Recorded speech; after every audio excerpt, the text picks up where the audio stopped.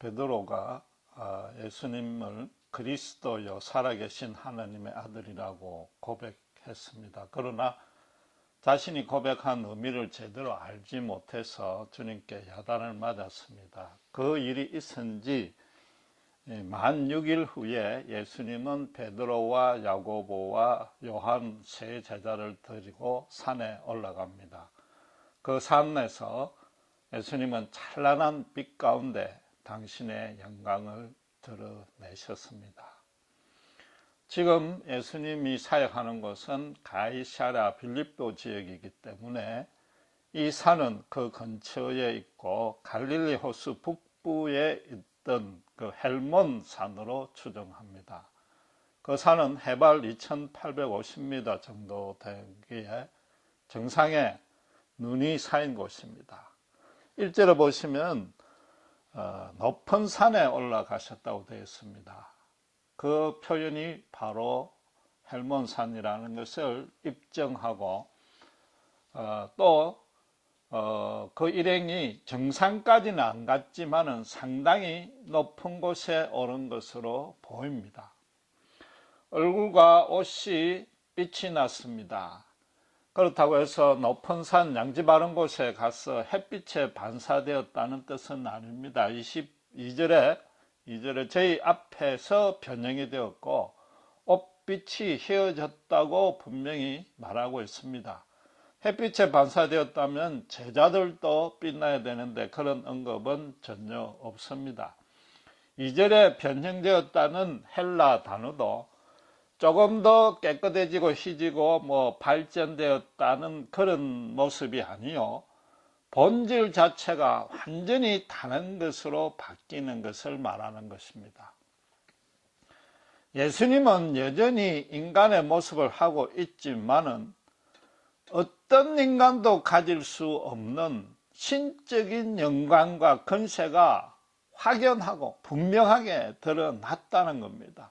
쉽게 이야기하면 그 앞에 가면 저절로 고개가 숙여지고 엎드러지는 모습이라는 거죠. 그 옷도 그 영광에 걸맞게 바뀐 것입니다. 3절에 제자들이 예수님이 모세와 엘리야와 더불어 말씀하는 것을 보았다고 합니다.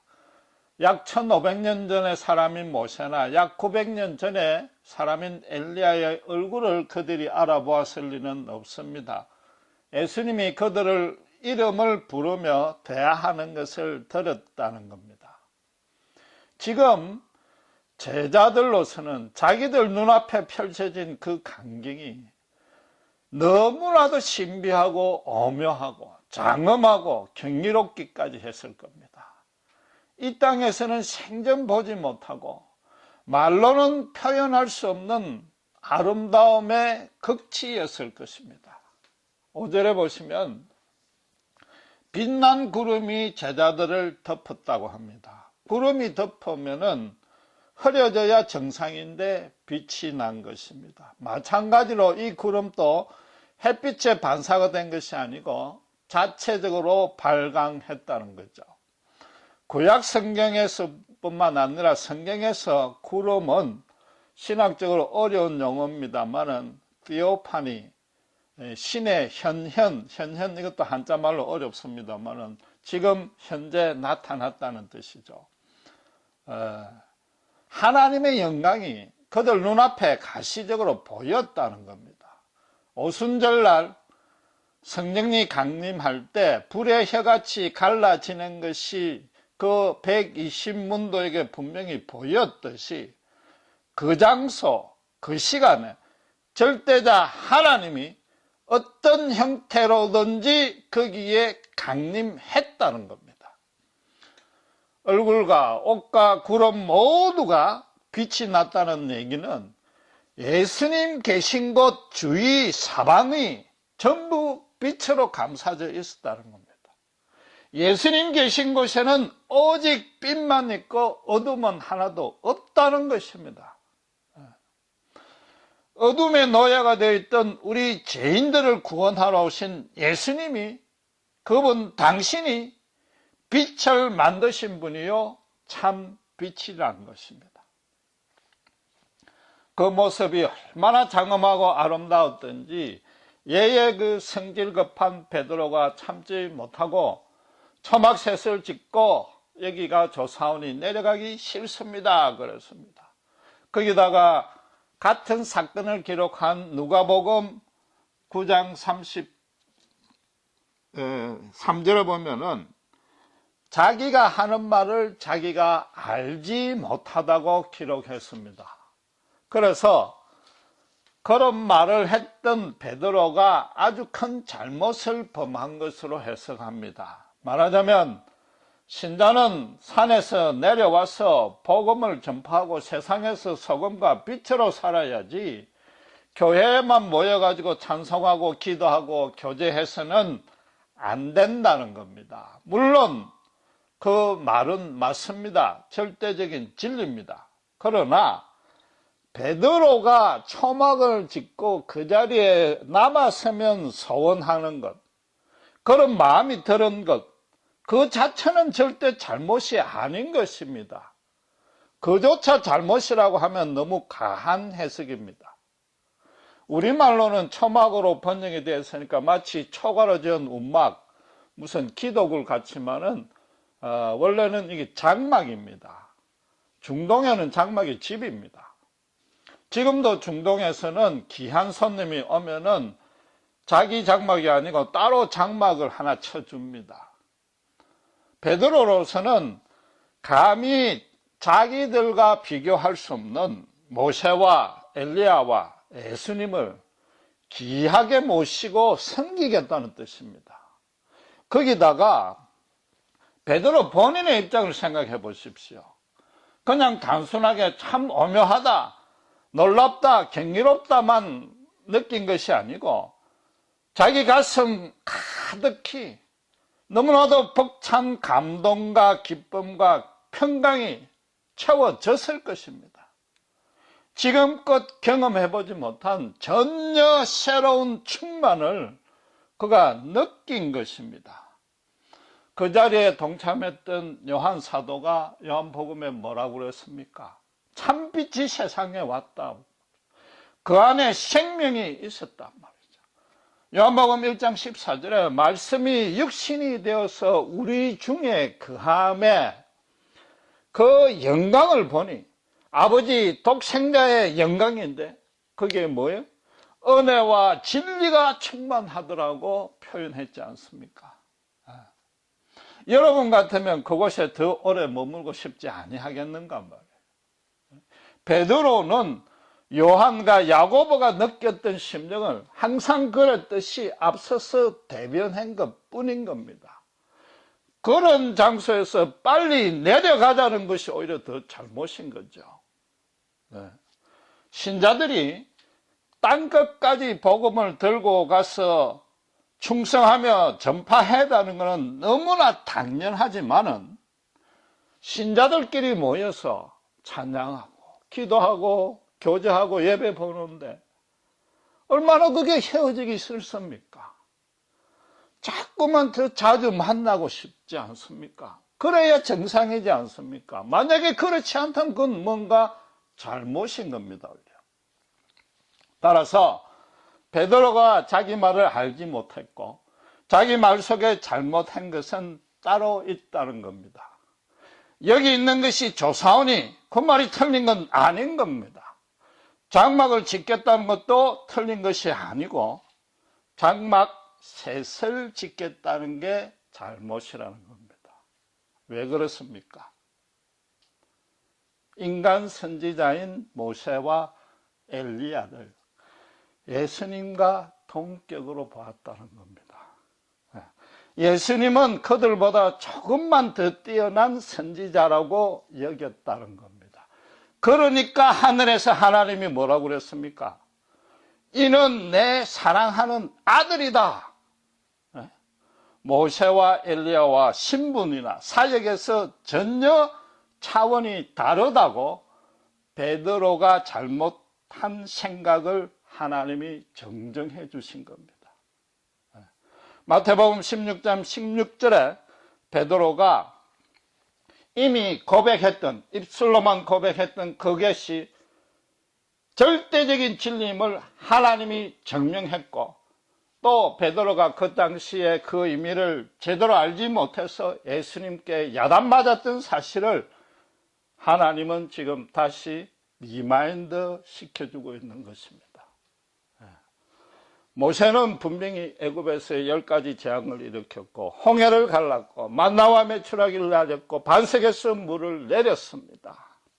하나님과 대면하여 말했습니다. 엘리야도 죽은 자를 살리고 바알 선지자 450명과 갈멜산에서 혼자 대결해서 하늘에서 불을 내려서 몰살시켰으며 3년간 가뭄을 끝에 단비를 내리게 했습니다. 거기다가 죽음을 맛보지 아니하고 하늘을 올랐습니다.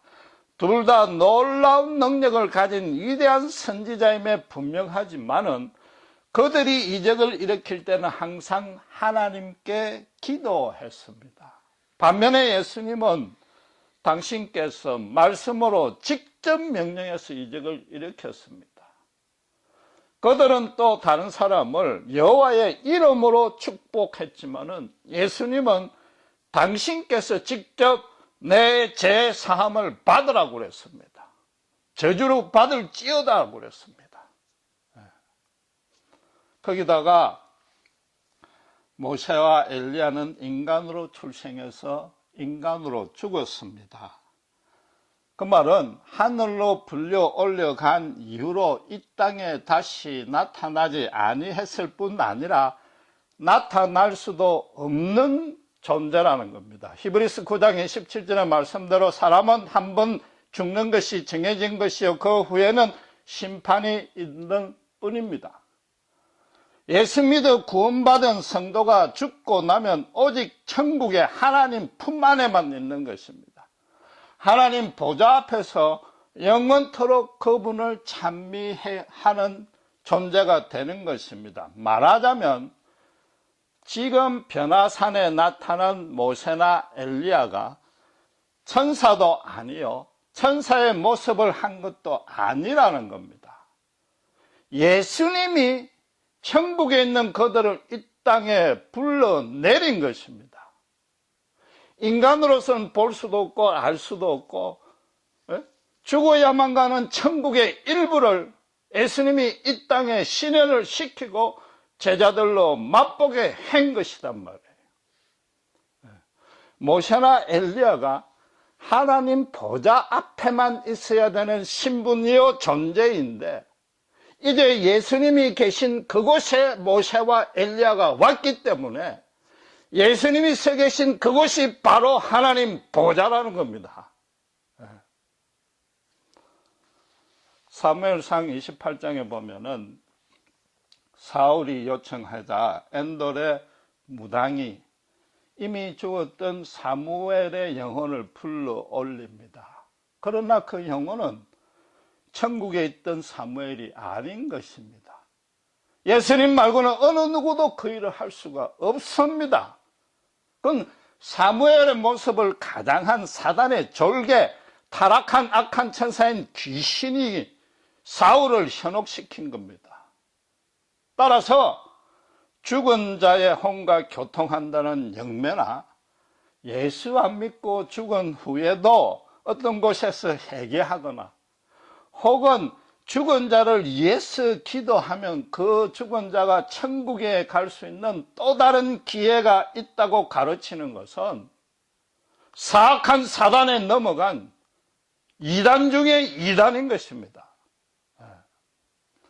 온 천하, 물질계와 영계는 예수님으로 인해서 예수님을 위해서 예수님에 의해 창조된 것입니다. 예수님이 만물의 주인인 것입니다. 예수님 앞에 모든 존재가 그 거룩한 이름 앞에 무릎 꿇게 위해서 이 땅이 존재된 것이고 인간이 존재하는 목적인 것입니다.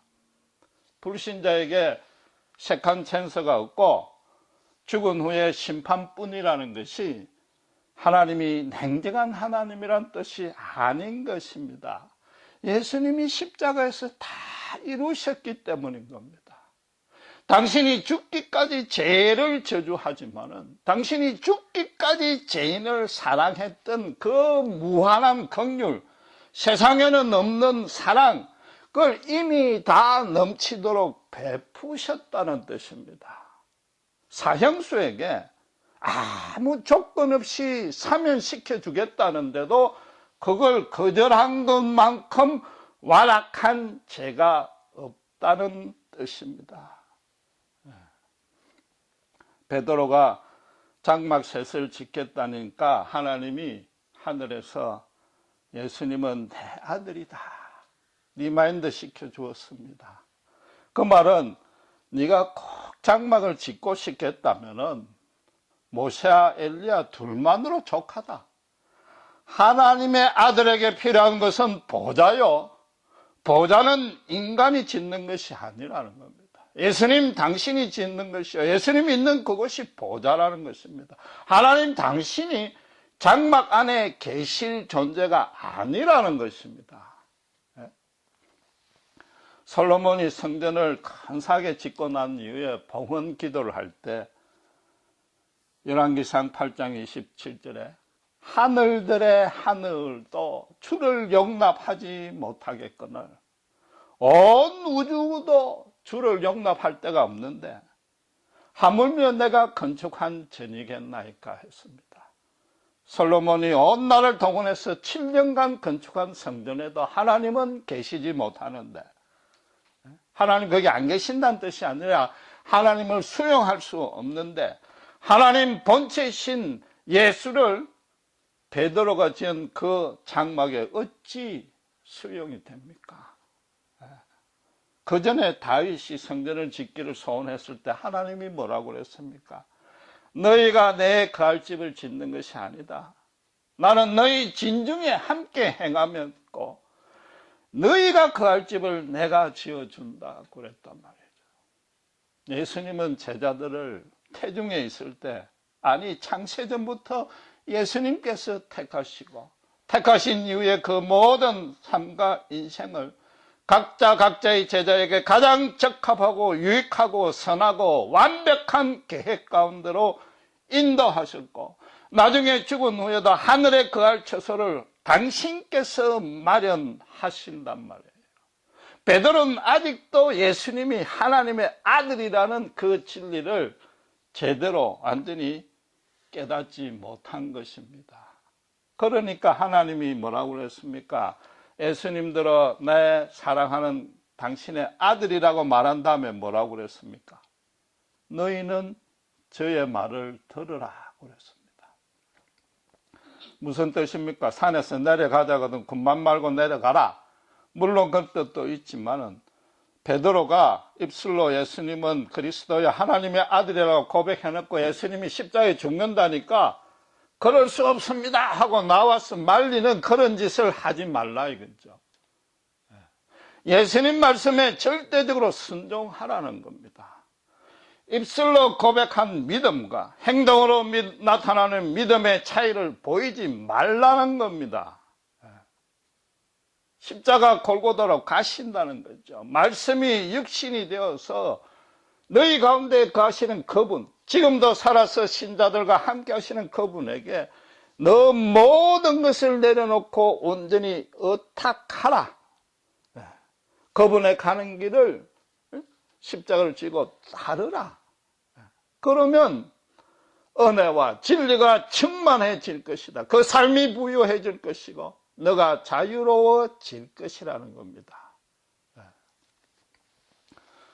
베드로가 잘못한 생각은 그것이 끝이 아니고 오히려 더 가장 큰 오해는 하나 더 남았습니다. 베드로는 예수님뿐만 아니라 모세와 엘리야를 위해서도 장막을 지을 필요가 없었던 겁니다. 그 장막을 예수님이 지어주신다. 그들이 베드로와 동일하게 인간이다라는 단순한 이유만이 아닌 것입니다. 1절에 엿새 후라고 시작된 말씀이 시작된 것에 주목해야 됩니다. 바로 앞에 기록과 연관해서 해석해야 된다는 겁니다. 원래 성경은 장절의 구분이 없기 때문에 쭉 이어서 읽고 묵상하고 해석해야만 됩니다. 우선 당장 16장 28절에 여기 서 있는 사람 중에 최하 12제자는 넘었을 겁니다. 죽기 전에 인자가 그 왕권을 가지고 오는 것을 보는 자도 있을 것이라고 했습니다. 그 중에 3명 이 제자들이 예수님이 메시아이신 것, 왕권을 가지고 온 것을 본 것입니다. 지금까지 설명한 대로 예수님만이 영계와 물질계의 모든 것의 주인이요 하나님의 본체 되심을, 영광을 가지고 이 땅에 임하셨음을 보여준 것입니다. 28절의 말씀이 예수님이 언제 재림할까, 어떤 특정 세대 안에 오실까, 얼마나 임박했을까, 그런 시기를 저울질할 필요가 있는 말씀이 아닌 것입니다. 이미 약속하신 대로 바로 6일 만에 달성한 것입니다. 그리고 더 중요하게는 그 전에 예수님이 어떤 말씀을 하셨습니까? 당신을 위해서 목숨을 잃는 자는 목숨을 얻을 것이요, 자기를 위해서 목숨을 살면은 오히려 잃는다고 했습니다. 당신을 따르는 자는 십자가를 지고 순교하라고 했습니다. 평생 하나님의 일에 충성하며 자기 몸을 거룩한 산제사로 바치는 순교자적인 삶을 살라고 했습니다. 하나님의 일이 종교적인 일이 아닙니다. 요한복음 6장 29절을 보면 하나님 보내신 자를 믿는 것이 하나님의 일이라고 그랬습니다. 예수를 믿고 예수님 말씀대로 절대적으로 순종하는 것입니다. 하나님, 예수님 가는 길을 따라가는 것입니다. 그러니까 지금 하늘에서 독생자의 말을 들으라고 그런 것입니다. 만약에 베드로가 그렇게 된다면은, 그렇게 순종하고 따른다면은 지금 예수님과 함께 변화산에 나타난 모세와 엘리야와 똑같은 영광을 입는다는 겁니다. 베드로가 모세와 엘리야를 위해서 장막을 지을 종이나 부하가 아니고 네가 바로 그 장막의 주인이다, 이런 얘기입니다. 요한복음 8장 33절의 말씀대로 종은 영원히 집에, 하나님의 집에 거하지 못하나 아들은 영원히 거할 수 있는데, 하나님의 아들이 죄를 자유케 하는 자 베드로, 너는 하나님의 아들과 같은 신분과 특권을 갖고 하나님의 집에 영원히 거할 수 있다는 겁니다. 썩지 않는 하늘의 기업을 이미 받았다는 겁니다. 베드로로서는 자기 눈앞에 지금 계시고 3년간 동고동락하신 예수님이 정말 누구인지, 그분이 어떤 분인지, 어떤 사역을 하시는지, 십자가에 죽으신 그 사역의 의미와 그 사역이 온 인류에 미칠 결과와 열매에 대해서 아직 무지했던 것입니다. 그러니까 이때만 해도 베드로는 이왕이면 예수님에게다가 모세와 엘리야와 같은 능력 있는 원군, 힘을 합쳐서 이제는 로마를 무찌를 수 있겠구나, 이 유대의 썩은 종교 정치 체계를 개혁할 수 있겠구나라고 생각했거나, 어쩌면은 그 모든 골치 아픈 걸 떠나서 더 이상 이 땅에 연연하지 아니하고 어서 빨리 죽어서 천국 갔으면 좋겠다고 생각을 했거나, 그것도 아니면 최소한 속세를 떠나서 산속에서 수동 같은 생활, 더러운 것들 안 보고 그냥 조용히 말씀 보면 좋겠다고 소원했다는 뜻입니다. 이 뜻이 어떻습니까? 어쩌면 우리 신자들이 하는 생각과 그리 똑같습니까? 그게 지금 틀렸다는 겁니다. 예수님의 말씀은 뭡니까? 하늘에서 말씀하시는 건 뭡니까? 너희의 살고 죽음은 정말로 예수님 당신을 따르느냐, 따르지 않느냐, 예수님을 위해서 목숨을 잃느냐 안 잃느냐, 거기에 딸렸다는 겁니다. 예수님은 부활이요 생명이니 나를 믿는 자는 죽어도 살겠고 무릇 살아서 나를 믿는 자는 영원히 죽지 아니하리라. 베드로야 너가 이것을 믿느냐? 그래서 예수님의 뜻대로 따르는 자는 이미 천국에 너희 거처가 확보가 되어 있단 말이죠. 이 땅에 장막을 지을 이유가 없다는 겁니다. 아무리 그곳이 화려하고 아름답고 기쁘고 평강이 넘칠지라도 그곳이 아니라는 겁니다. 예수님 모신 곳은 어디나 천국 보자요. 내가 언제 어떤 형태의 어떤 사건에 휘말려 있더라도 주님이 계신 그곳이 천국 보좌 앞이니까 더 이상 이 땅에서 다른 필요한 것들이 없다. 그 은혜로 족하다. 그걸 베드로가 미처 몰랐던 것입니다.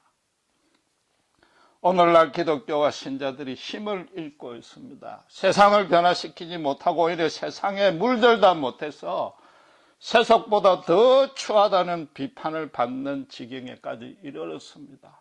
초대교회와 정반대의 상태에 이르렀습니다. 초대교회는 사도행전 2장 47절에 보면 온 백성이 칭송을 받았다고 그랬습니다.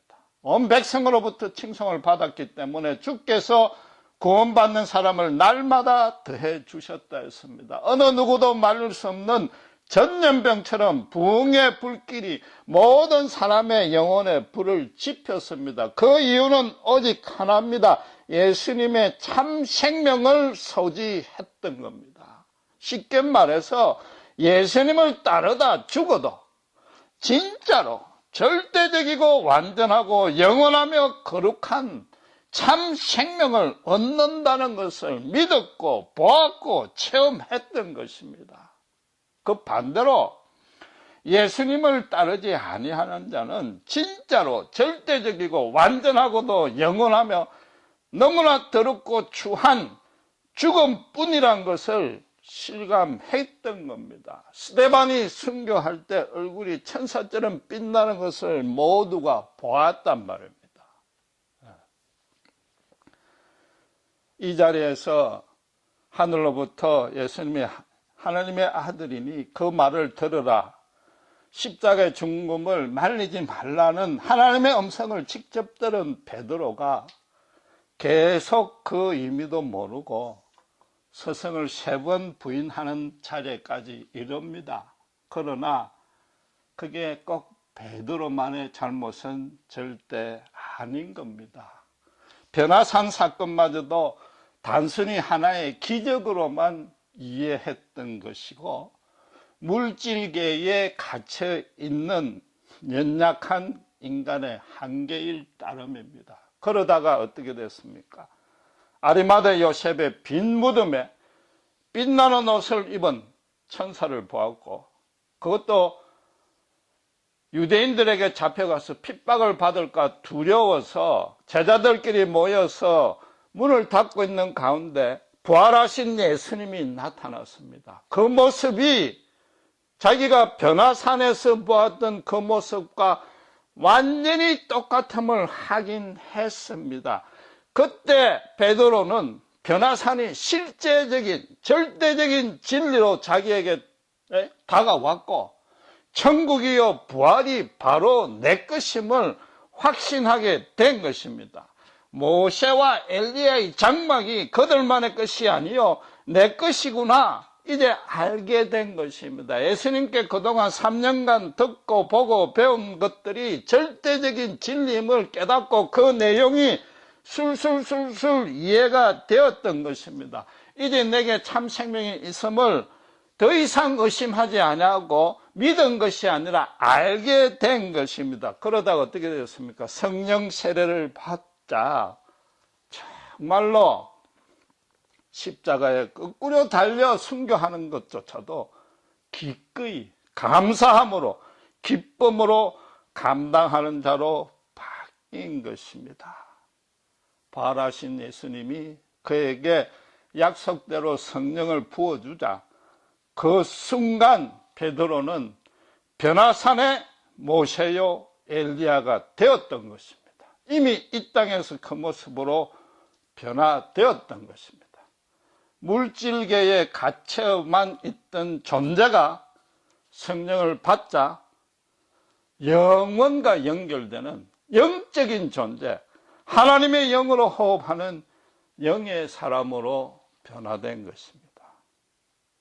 지금 베드로 얘기를 하는 것이 아닙니다. 바로 저를 비롯한 예수 믿는 우리 모두의 이야기입니다. 우리는 바로 스데반이요, 베드로요, 모세요, 엘리야요, 최선도 초대교회의 그 이름 없던 신자들과 똑같은 신분과 권세와 은혜 가운데 이미 부름을 받았고 동일한 은혜 가운데 인도함을 받고 있습니다. 절대적이고 완전하고 영원한 생명을 이미 소지하고 있습니다. 우리가 변화산 그 영광 가운데 이미 서 있는 것입니다. 다시 창문을 짓고 거기에 남느니 내려오느니 따질 필요가 없는 것입니다. 그래서 예수님이 마태복음 10장 28절에 말씀하신 대로 몸은 죽여도 영혼은 능히 죽이지 못하는 이 세상의 사람, 고난, 시험, 죄악, 그 모든 것들에게 두려워할 필요도 없고 이유도 없는 것입니다. 단 하나 그들과 다른 이유는 베드로와 요한처럼 변화산을 직접 눈으로 보지 못했다는 것만 다르지만 우리도 이미 베드로처럼 영의 사람이 되었기 때문에 예수님 말씀대로 보지 아니하고 믿는 자로서 더 큰 복을 얻은 것입니다. 침례 요한보다도 더 큰 자가 너희고 심지어 예수님은 당신이 하신 일보다 더 큰 일을 할 수 있다고 하신 그 약속이 절대적인 진리요 실제 체험이 될 수 있다는 겁니다. 기독교와 신자가 문제 있는 것은 다른 이유가 없습니다. 힘이 빠진 건 다른 이유가 없습니다. 예수님이 절대적인 하나님이심에 대해서 자신이 없어진 겁니다. 부활과 천국의 절대성에 대해서 인정하기를 주저하기 시작합니다. 그때부터 힘이 빠지는 겁니다. 십자가 복음의 권세와 은혜가 얼마나 대단한지 모를 때에 힘이 빠지고 타락하기 시작하는 겁니다. 바깥 말해서 신자들의 모임인 교회 가운데 오직 예수님만이 충만해질 때 우리가 살아나고 힘을 얻습니다. 그 외에는 아무 소망도 없다는 뜻인 것입니다. 기도하시겠습니다.